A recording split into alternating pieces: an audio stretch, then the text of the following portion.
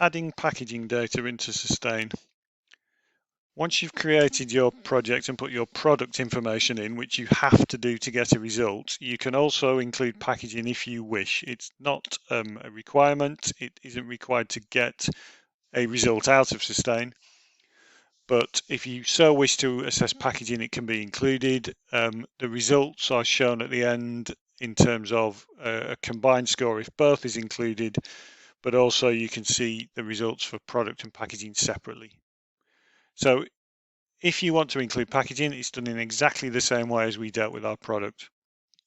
You give it a component name, let's say packaging 1. It's a bill of materials approach. Let's say this is made from cardboard. It's a cardboard box that weighs 500 grams. It's a large box. It has 90% recycled content that I know this from my supplier. I'll not add any processes. I'm not going to print it, etc. I could do if I wanted to add those in. This particular version is made in China, this product. So let's say we source our, just to show how things work, let's say we source our cardboard box from Scandinavia. Sustain will say, well, that's going to be transported by sea, normally from Scandinavia to China. You can override that if you like and say, no, it's by air or other modes, but let's leave it as sea, just as we did before with product, create component, and it exists here. Now I have to put some information about volume. In product, I put volume. Let's just quickly go back here to show you it was 1500 centimeters cubed. So I go back to my packaging. It's one item per box, and let's say the dimensions of the box mean it's about 1750. So the box is bigger than the product. There's some space around it.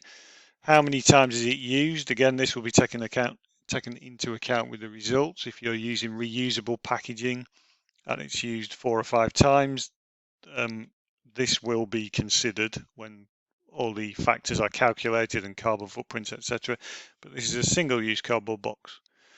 I can add extra layers of packaging if I like. So I can add extra components within the box in terms of primary packaging, but then I can also look at a secondary packaging. So in this situation, let's presume I'm going to take 10 of the primary boxes and put a large cardboard slip over them. So again, we can call this whatever we like. Let's call it packaging 2. I'm going to make this one again out of cardboard. Let's say it's a large cardboard slip, 750 grams. Again, 90% recycled content because it comes from the same supplier. No processes. Our supplier we said was in Scandinavia. So exactly the same as we do with primary pack. Create the component. And again, we now look at numbers of packs within the secondary pack. So I think I said we'll put 10 primary packs in a secondary pack. And what's the overall size of that secondary packaging volume? It's the physical size of the packaging as it exists when it's full. We have 10 items in it, all of which are 1750 centimeters cubed. So it's going to be a fairly large slip. Let's say it's 18,000, which would be just over 10 times that. And again, it's a single use, used one time. So that's all my information entered in, and you'll start to see some parameters here which have been calculated. So the total weight of the packaging is 5,750 grams. I've actually got 10 products in this packaging, so it's 575 grams per product. My total volume of the packaging is the volume of the cardboard slip, the largest part of the packaging used.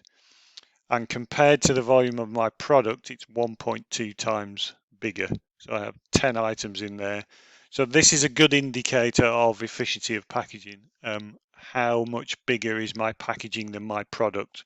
And if I start to see large numbers here where my packaging is twice as big as my product or 3 times as big as my product, I may want to ask questions about whether I'm packaging efficiently. So that's how you put packaging into Sustain. It's an optional input. You will get a result out of Sustain without it, but packaging can be included if you wish.